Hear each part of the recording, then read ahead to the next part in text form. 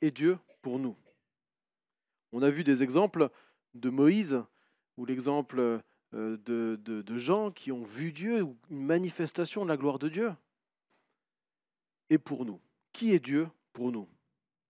Alors quand je pose cette question sur Internet et que je regarde les différents forums où les gens échangent sur ce genre de questions, voilà quelques réponses qu'on peut avoir à cette question. Dieu, il est l'unique, tout simplement, sans nom. Dieu est une projection, une image sublimée qui n'a même pas besoin d'exister pour être pris pour le réel. Dieu est mon créateur. Dieu, c'est une création qui fait taire les questionnements qui dérangent. Dieu, c'est un copain imaginaire au super pouvoir. Dieu, c'est l'univers. Dieu, c'est la conscience du suprême et de l'absolu. Ou encore, Dieu, c'est celui qui s'est manifesté en Jésus-Christ, etc., etc. Alors, c'est intéressant de poser cette question à Internet et de voir comment les gens répondent. Il y avait beaucoup de réponses différentes. Évidemment, j'ai pas tout mis. Mais du coup, pour nous, qui est Dieu vraiment? Peut-être que si on pose la question, on aura plein de réponses différentes. Parce qu'on va être influencé par notre culture, par notre histoire, par notre Église. Et peut-être que certains vont dire que Dieu, c'est celui qui va pourvoir à mes besoins. Ou d'autres, quelqu'un d'autre dirait celui qui mérite mon adoration. Celui qui m'aime. Celui qui doit être craint, respecté. Celui peut-être même qui me fait peur. Qui est Dieu pour vous? Qui est Dieu pour nous? Et je vous propose qu'on prenne un texte d'un homme qui a vu la gloire de Dieu. Alors on a parlé de Moïse, on a parlé de Jean qui a cette vision de la gloire de Dieu qu'il décrit dans l'Apocalypse, mais on va prendre quelqu'un d'autre encore. Et cet homme, c'est Ésaïe. Prenez avec moi Ésaïe, chapitre 6. Donc on est dans l'Ancien Testament. Ésaïe, chapitre 6, et on va regarder ce qui s'est passé quand cet homme a vu la gloire de Dieu. Comment est-ce qu'il a réagi? Comment ça s'est passé? Et je vous propose qu'on commence du coup à lire les 8 premiers versets de Ésaïe, chapitre 6.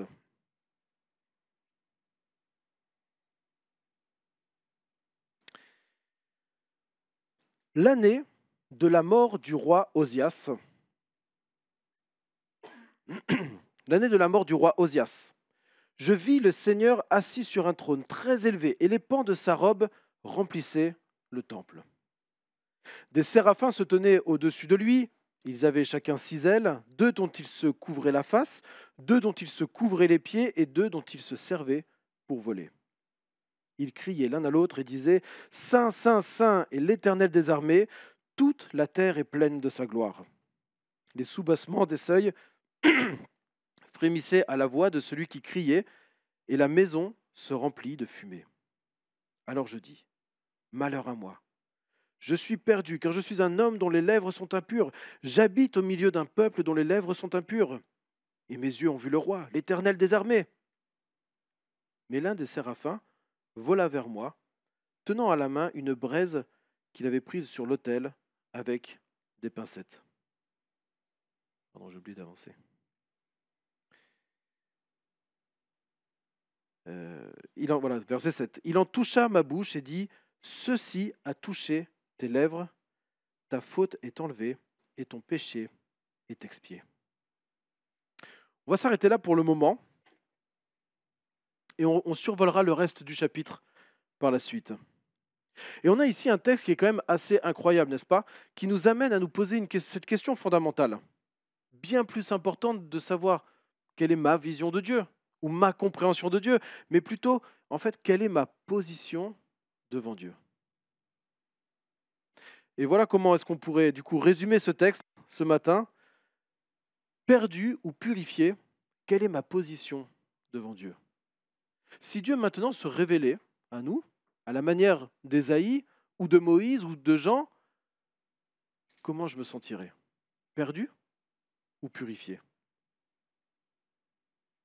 Alors pour réfléchir à cette question, on va commencer par voir comment est-ce que Dieu se décrit, voir Dieu tel qu'il est. Après on verra, donc voir Dieu tel qu'il est afin de me voir tel que je suis pour vivre tel qu'il le veut. Donc premièrement, regardons les 4 versets, voir Dieu tel qu'il est. Et je vais relire les 4 premiers versets. L'année de la mort du roi Osias, je vis le Seigneur assis sur un trône élevé, et les pans de sa robe remplissaient le temple.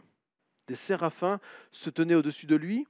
Ils avaient chacun 6 ailes, 2 dont ils se couvraient la face, 2 dont ils se couvraient les pieds, et 2 dont ils se servaient pour voler.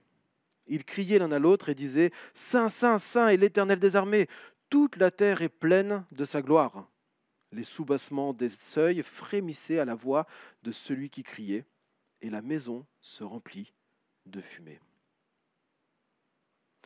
Voir Dieu tel qu'il est, afin de me voir tel que je suis, pour vivre tel qu'il le veut. Nous sommes donc au début de l'année du roi Osias, l'année de la mort, l'année de la mort du roi Osias, et Ésaïe reçoit cette vision et reçoit un message de Dieu. Alors Ésaïe, c'était un prophète, c'est-à-dire celui qui parle au nom de l'Éternel, au nom de Dieu, de la part de Dieu. On pourrait parler de porte-parole de Dieu. Et il a eu un ministère très long. Si on regarde le début du chapitre, on se rend compte que pendant 60 ans, il a été prophète en Israël. Et le début de son règne correspond à la fin du règne du roi Osias, à la mort du roi Osias. Et quand il était prophète, il n'a pas que été prophète. Il a écrit aussi l'histoire des rois. C'était un secrétaire royal, un précepteur, peut-être même quelque chose qui s'apparentait à un médecin, un conseiller d'État. C'était quelqu'un qui était dans la cour du roi et qui avait une place très importante. Et puis, il y a ce début du texte qui nous parle du roi Osias. Qui était le roi Osias ? Alors, dans le texte, on ne le sait pas trop, mais si on regarde un autre livre de la Bible, le livre des Chroniques, au chapitre 26, on a la description du règne du roi Osias. Regardez, on va faire une petite pause dans le livre des Chroniques. Prenez 2 Chroniques au chapitre 26. Alors 2 Chroniques, on le connaît peut-être un peu moins, ce livre. On a peut-être un peu plus de mal à le trouver directement dans la Bible. Mais c'est un livre qui raconte l'histoire des rois, et particulièrement des rois de Juda. Et donc on a l'histoire du règne d'Osias. Alors on ne va pas le lire tout le chapitre, mais on va juste survoler quelques versets. Et ce qu'on se rend compte chez ce roi, c'est que au début, pendant une bonne partie, la majorité de sa vie, son règne se passe bien. Il fait partie de ces rois dont il est écrit au verset 4 « Il fit ce qui est droit aux yeux de l'Éternel, en tout point comme avait fait son père Amatsia. Il s'appliqua à rechercher Dieu du vivant de Zacharie, c'était un autre prophète, qui avait l'intelligence des visions de Dieu, et tant qu'il chercha l'Éternel, Dieu lui donna du succès. » C'est beau. On se dit, on aimerait qu'il y ait tellement de rois qui fonctionnent comme ça, qui cherchent l'Éternel, et donc en cherchant l'Éternel, Dieu les bénit, l'Éternel les bénit. Il commence bien son règne, mais le problème, c'est qu'il le termine mal. Et regardez ce qui se passe à un moment donné. On est au verset 16, toujours de Chronique 26. Lorsqu'il eut affermi son pouvoir, son cœur s'enhardit jusqu'à entraîner sa perte. Il fut infidèle à l'Éternel son Dieu. Il entra dans le temple de l'Éternel pour brûler des parfums sur l'autel des parfums. Le problème de Osias, c'est que tant qu'il y avait un prophète qui était avec lui, Zacharie, tant qu'il avait besoin d'aide de Dieu, il cherchait Dieu, et donc Dieu affermit son règne. Et une fois que le règne était véritablement affermi, il a oublié Dieu. Une fois qu'il était bien dans sa vie, il a oublié Dieu. Et il s'est même permis de faire quelque chose qui était un vrai sacrilège. Il a pris le rôle des sacrificateurs en brûlant des parfums dans le temple. Et ça, c'était interdit par la loi. Alors on peut se dire, il ne savait pas, il s'est peut-être planté. Le problème, c'est que juste après, il y a 80 sacrificateurs qui vont le voir. Ça fait une belle délégation. 80 sacrificateurs qui vont le voir et qui disent « Osias, tu as fait n'importe quoi. Tu dois demander pardon et revenir à l'Éternel. » Et qu'est-ce qui se passe ? Quelle est l'attitude de Osias ? Regardez le verset 19. Quand les 80 sacrificateurs vont le voir pour le reprendre, la colère s'empara d'Osias qui tenait un encensoir à la main, donc il était en train de brûler les parfums. Et comme il se mettait en colère contre les sacrificateurs, la lèpre éclata sur son front en présence des sacrificateurs dans la maison de l'Éternel, près de l'autel des parfums. Le gars, il ne veut pas écouter les personnes qui le remettent en question. Il se met en colère contre eux. Et là, il y a le jugement de Dieu sur lui. Un terrible jugement, la lèpre qui éclate sur lui. Et la conséquence de ça, regardez la fin de vie misérable de Osias au verset 21. Le roi Osias demeura lépreux jusqu'au jour de sa mort, où il habita dans une maison isolée, comme lépreux, car il était exclu de la maison de l'Éternel. Son fils, Yotam, était régent de la maison du roi et gouvernait le peuple du pays. On a là un roi qui, à la fin de sa vie, se retrouve tout seul, isolé dans une maison, avec la lèpre, à attendre la mort. C'est terrible quand on voit comment il a commencé son règne. Et ce moment-là de la vie de Osias, Ésaïe, ça l'a profondément marqué.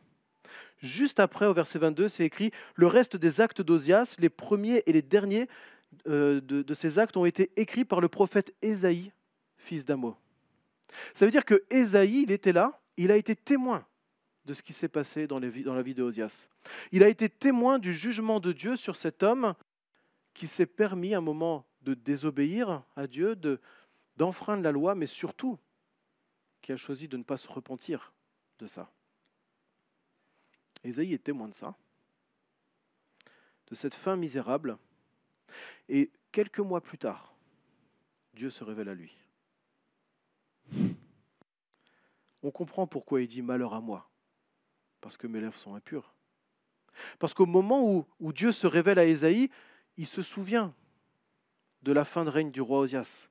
Il se souvient de ce qui s'est passé à Osias et il se dit mais ça va être mon tour. Ça va être mon tour. Retenons bien ça, ça va nous être utile dans la suite de notre texte. Revenons maintenant dans le livre d'Ésaïe, Ésaïe chapitre 6, et regardons comment Dieu se révèle à Ésaïe. Premièrement, on le voit, il se révèle comme un roi, sur un trône élevé au verset 1. Et ça, le trône élevé, c'est une figure classique de la royauté. Mais ce n'est pas seulement un petit trône dans un palais. On parle ici du trône élevé. Et dans un autre livre de la Bible, l'auteur de l'Épître aux Hébreux parlera même d'un trône éternel. Un trône éternel. Un trône devant lequel les anges sont à genoux, nous dit Jean dans l'Apocalypse. Dieu n'est pas un roi comme les autres. Ce n'est pas juste un petit roi. C'est le roi élevé, le roi qui est au-dessus de tous les autres, le roi qui dirige le monde. Et c'est très important de se rappeler cette réalité du roi qui dirige le monde. Parce que combien de fois est-ce que nous sommes déçus par les rois de ce monde ? Combien de fois est-ce que quand on voit comment se comportent les rois de ce monde, les chefs de ce monde, eh bien nous savons qu'au-dessus, nous avons un roi élevé. Dieu n'est pas un petit roi. Il est celui qui règne sur le monde entier. Il est celui qui est au-dessus de tous les rois et qui règne sur tout l'univers. Et dans sa vision, il voit les séraphins.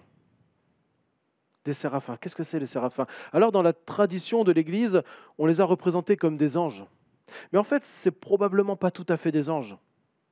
Séraphin, le terme veut dire brûlant. Et il est utilisé plusieurs fois dans la Bible, et notamment dans un autre récit dans le livre des Nombres, où il parle de serpents qui sont brûlants, des serpents séraphins, des serpents brûlants. Et si vous connaissez ce récit dans Nombre 21, c'est un moment où le peuple s'est rebellé contre Dieu et Dieu les a jugés en envoyant des serpents brûlants, en envoyant littéralement des séraphins pour les juger. Une partie du peuple qui n'a pas voulu se repentir est mort quand ils ont été mordus, est mort quand ils ont été mordus par ces séraphins. On peut donc raisonnablement penser que Ésaïe est en train de voir des serpents devant lui, des serpents avec des ailes. Mais pourquoi des serpents à ce moment-là ? Pourquoi Dieu se révèle comme ça ? Alors il y a deux raisons que je vous propose. La première, et j'ai repris ça de Sylvain Romerovski, qui explique que dans l'Égypte ancienne, le serpent debout et ailé, c'était parfois un symbole de la royauté. Et il y a des traces archéologiques qui montrent que pendant le règne de Akab, notamment, qui était un roi d'Israël, qui a repris beaucoup de choses des Égyptiens et qui a été allié avec les Égyptiens, à ce moment-là, ils ont repris des symboles de l'Égypte ancienne, et il semblerait que dans l'histoire d'Israël, il y ait des séraphins qui soient symboles de royauté. Oui, Dieu est là et se manifeste comme un roi. Et probablement que Ésaïe, quand il voit ça, il pense à cette symbolique du roi élevé sur le trône, et les séraphins qui représentent le roi, ce roi qui règne sur le monde, ce roi qui n'est pas juste mon roi à moi, c'est pas juste Dieu et moi, mais c'est le roi du monde, le roi éternel.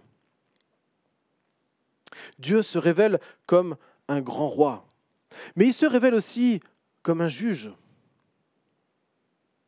Et dans le livre des Noms, toujours dans ce récit où les serpents viennent mordre une partie des Israélites, c'est parce qu'ils ont péché et que Dieu les juge que les serpents viennent. Donc Dieu se présente aussi comme un juge. Et probablement que pour Ésaïe, quand il voyait ces séraphins, ça lui rappelait aussi ce récit de Nombre 21. Dieu est celui qui juge. Dieu est celui qui a jugé le roi Osias pour sa rébellion, pour son orgueil. C'est aussi ce Dieu qui juge le peuple à l'époque de Moïse et de sa rébellion, et c'est aussi celui qui va juger Juda au temps de Ésaïe. Dans les années qui suivront, dans le ministère d'Ésaïe, l'éloignement du peuple sera toujours plus grand. Et je vous invite à lire maintenant avec moi la suite du chapitre qu'on n'a pas encore lu. Regardez à partir du verset 8.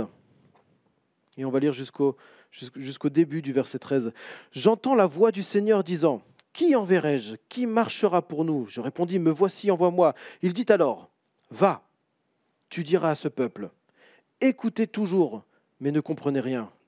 Regardez toujours, mais n'en apprenez rien. Rends insensible le cœur de ce peuple. Endurcis ses oreilles et bouche-lui les yeux, de peur qu'il ne voie de ses yeux, n'entende de ses oreilles, ne comprenne avec son cœur, et qu'il ne se convertisse et ne soit guéri. » Alors je dis, « Jusqu'à quand, Seigneur ?» Et il répondit, « Jusqu'à ce que la dévastation ait privé les villes d'habitants et les maisons d'êtres humains, que le sol soit dévasté et qu'il soit une désolation, jusqu'à ce que l'Éternel ait éloigné les êtres humains et que le pays soit tout à fait abandonné.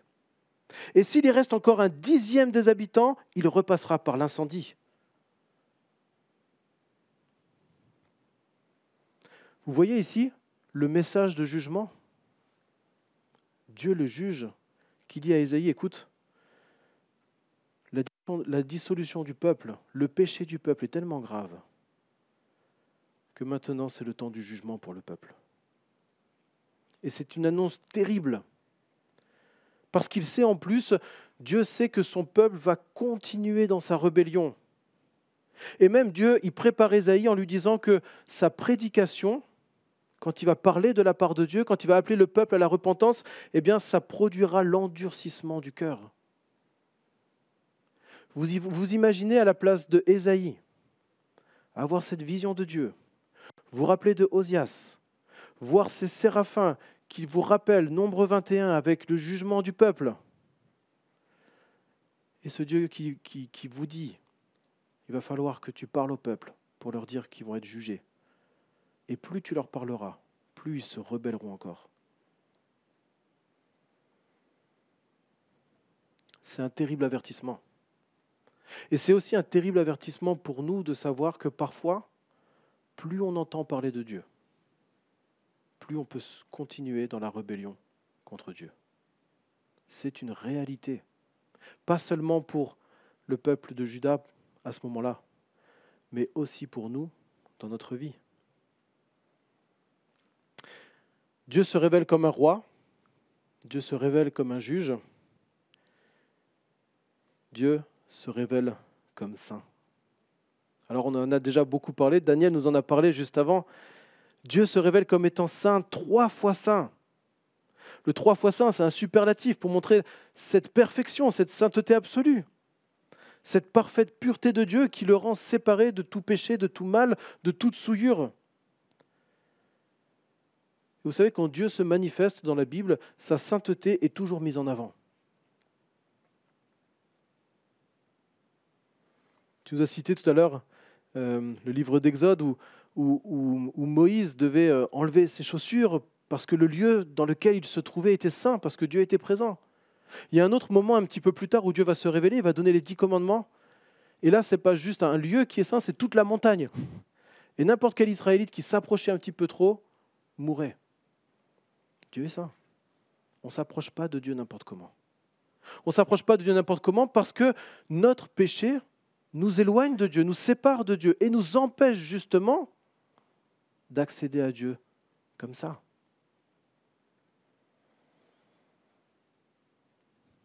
Il y a quelque chose d'impressionnant dans la sainteté de Dieu. Quelque chose qui pousse Ésaïe à tomber à genoux et à simplement dire « Malheur à moi ». Le psaume 96 dit « Prosternez-vous devant l'Éternel, avec des ornements sacrés, tremblez devant lui, terre entière. Dieu est saint. » Peut-être les plus jeunes d'entre nous, vous avez suivi les aventures il y a quelques mois, peut-être un an de ça, de Inoxtag, un youtubeur qui monte l'Everest. C'est un truc incroyable. Moi, quand j'ai vu la vidéo, je me suis dit, mais wow, c'est un truc de fou. Un youtubeur qui un jour dit, dans un an, je monte l'Everest, il n'avait jamais fait d'alpinisme de sa vie. Tout le monde dit, il est fou, il va mourir. Voilà. Et le gars, il le fait, et il va tourner des images de son ascension qui sont absolument extraordinaires. Si vous n'avez pas vu ça, regardez. Vous allez sur YouTube, vous mettez Inoxtag Everest, et vous trouverez la vidéo. Ça dure peut-être 1 heure et demie, quelque chose comme ça. Et vous verrez mais des images incroyables, extraordinaires. Et c'est la première fois qu'une expédition a été filmée avec une telle qualité d'image. Il est parti avec toute une équipe, avec des drones, des trucs. C'est incroyable, c'est incroyable. Allez voir ça. Et en fait, dans les images qu'on voit, on voit cette magnifique création. Et moi, ça m'a rappelé la sainteté de Dieu, tellement belle, tellement merveilleuse. Dieu, ce créateur qui a fait ces choses, mais c'est fou. Mais il y a quelque chose aussi qui nous marque quand on regarde ce reportage, c'est de voir aussi la souillure de l'être humain dans ce lieu merveilleux. Et on voit en fait que depuis tant d'années qu'il y a des expéditions qui partent sur l'Everest, les alpinistes, non, pas les alpinistes, enfin si, je sais pas, les gens qui font l'ascension, ils laissent leurs déchets, ils laissent leurs affaires sur place. Il y a même des gens qui meurent et on ne peut pas les redescendre et les cadavres restent là pendant des années et des années, congelés, parfois juste sur le bord du chemin. Et on voit ça et on se dit, mais cette perfection, cette création extraordinaire, souillée par la présence de l'être humain. Et en fait, Dieu, il ne peut pas être associé à la souillure de l'être humain. Dieu est le roi élevé. Il est le juge de toute la création. Il remplit la terre de sa gloire. Il ne laisse pas le péché impuni. Il ne laisse pas la souillure. Il n'accepte pas la souillure, en tout cas, dans sa présence. Dieu est saint. Et quand Ésaïe voit ce Dieu, ou en tout cas la manifestation de la gloire de Dieu,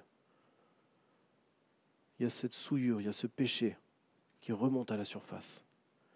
Et il se dit, c'est sûr, je vais terminer comme Osias, parce que mon cœur est impur, parce que mes lèvres sont impures. Et Dieu ne peut pas supporter ça. Voilà comment Dieu se présente à Ésaïe.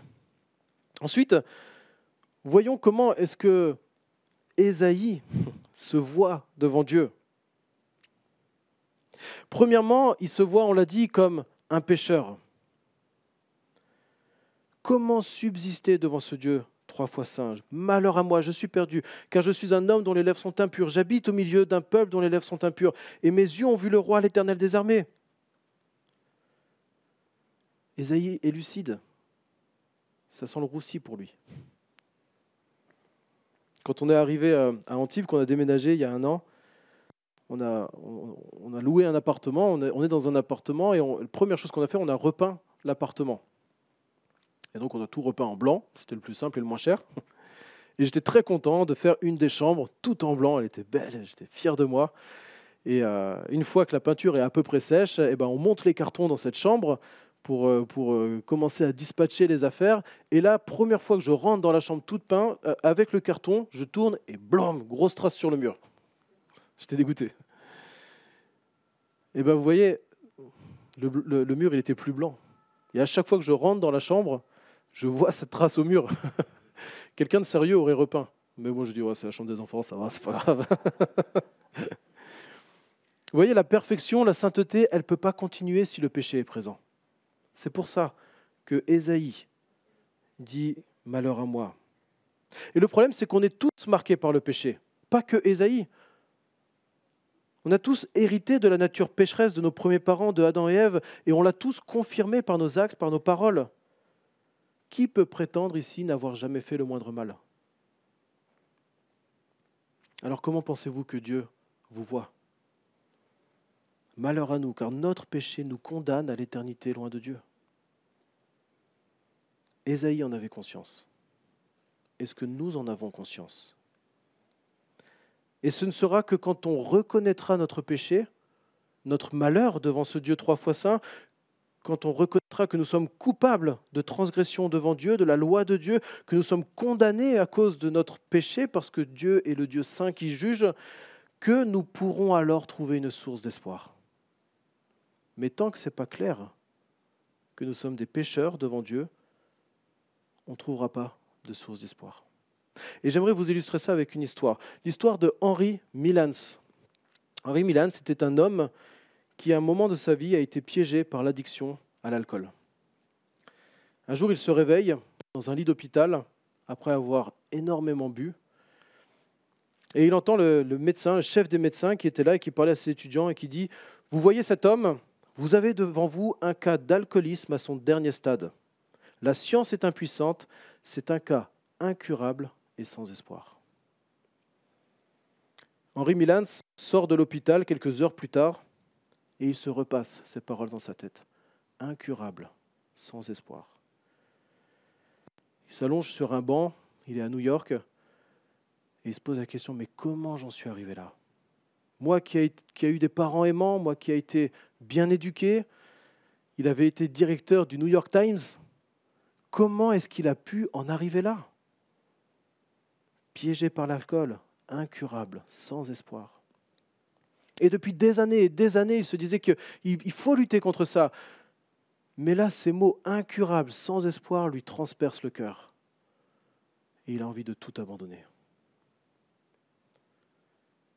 Et d'un coup, quelqu'un est là devant lui et lui tend un papier et lui dit « Ce soir, à la salle de l'armée du salut, grand rassemblement pour ceux qui veulent changer de vie. »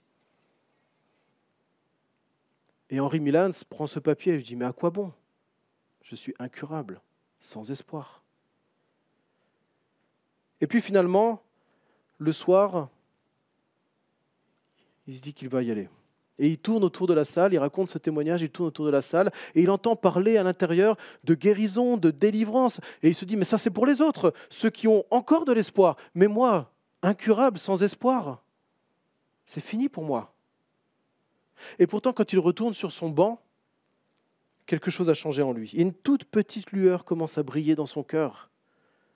Quelque chose qui pourrait ressembler à de l'espoir. Les soirs suivants, il retourne à la salle, et sans même qu'il s'en aperçoive, dans son cœur désire la véritable volonté de rompre avec son ancienne vie.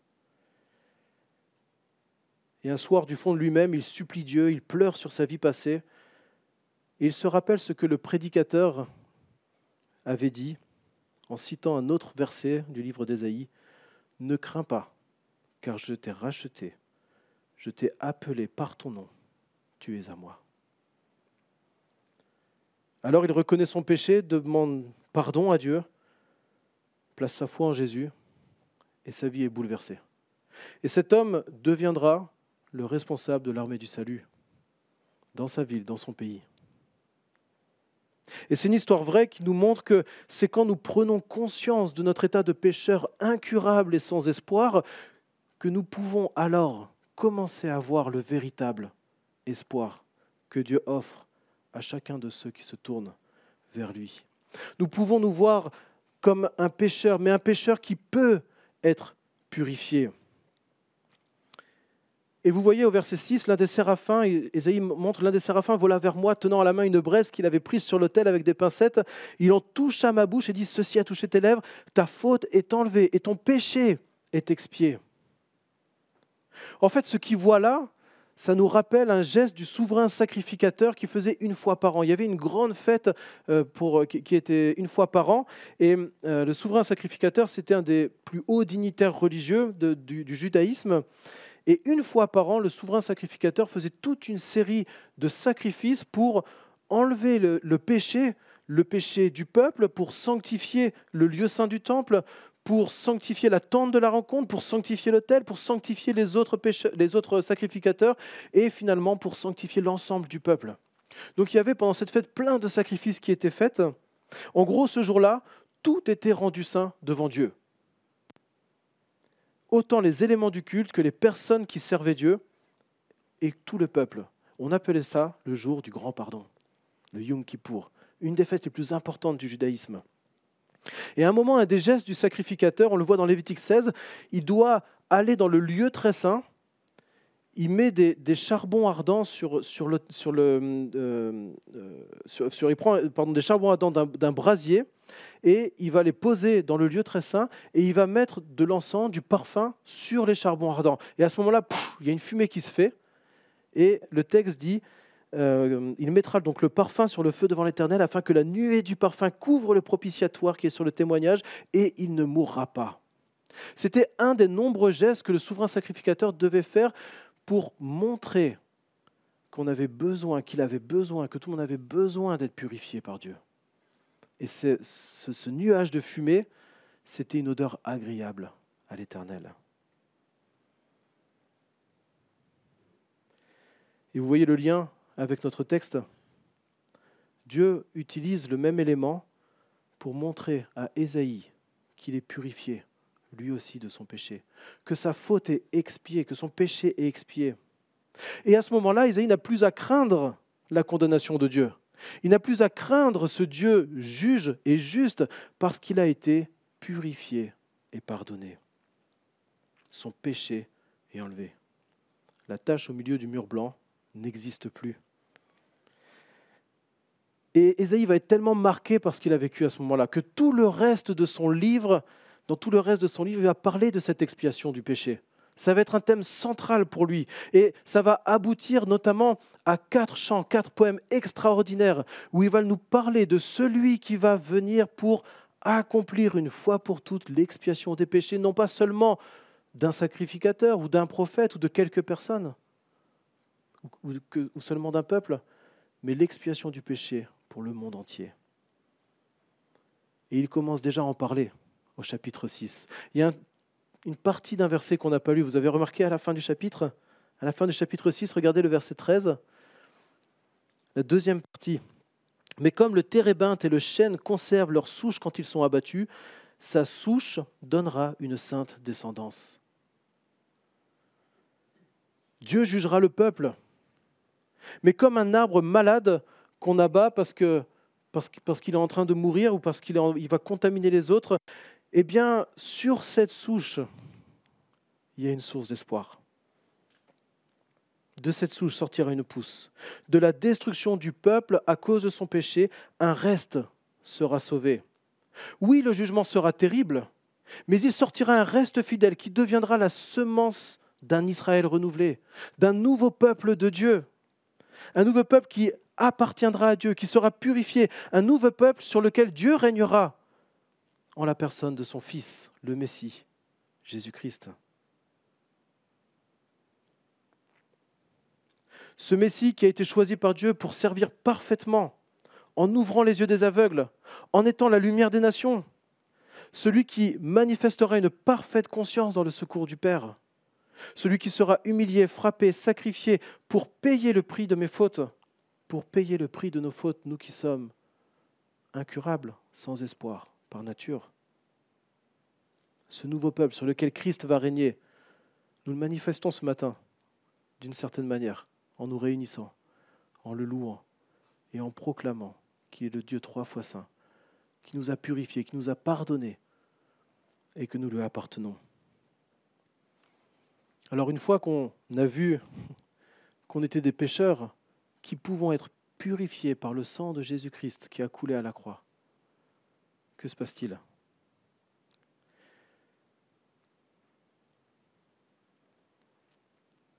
Le verset 8 nous dit « J'entendis la voix du Seigneur en disant « Qui enverrai-je ? Qui marchera pour nous, pardon. Je répondis « Me voici, envoie-moi. » Ésaïe, qui avait peur du jugement de Dieu, maintenant est rassuré par la purification de Dieu et l'expiation de son péché. Et sa réponse, elle n'a rien à voir avec avant.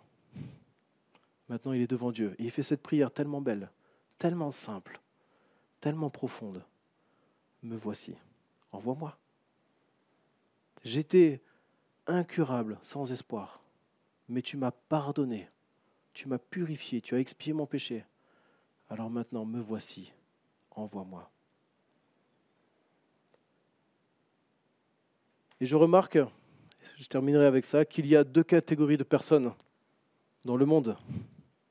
Il y a ces gens qui sont encore terrifiés par la sainteté de Dieu, par la royauté de Dieu, parce qu'ils sont sous le coup de son jugement. Et ils ont raison d'être terrifiés, comme c'était le cas pour Ésaïe au début. Alors pour ces personnes, si tu fais partie de ces personnes, Dieu t'appelle à te repentir et à croire en Jésus qui est mort sur la croix, qui est ressuscité pour expier ton péché, pour te pardonner. Et là, vous pouvez donner cette prière. Me voici, je crois en toi, Seigneur Jésus. Et puis, il y a la deuxième catégorie des personnes qui sont purifiées par le sang de Jésus-Christ, qui ont placé leur foi en Jésus-Christ, qui sont pardonnées, dont le péché est déjà expié. Alors, Dieu t'appelle à le servir fidèlement. Et pas toujours d'une manière très confortable. Vous voyez l'appel de Dieu pour Ésaïe ? Mais vous pouvez dire, me voici, envoie-moi.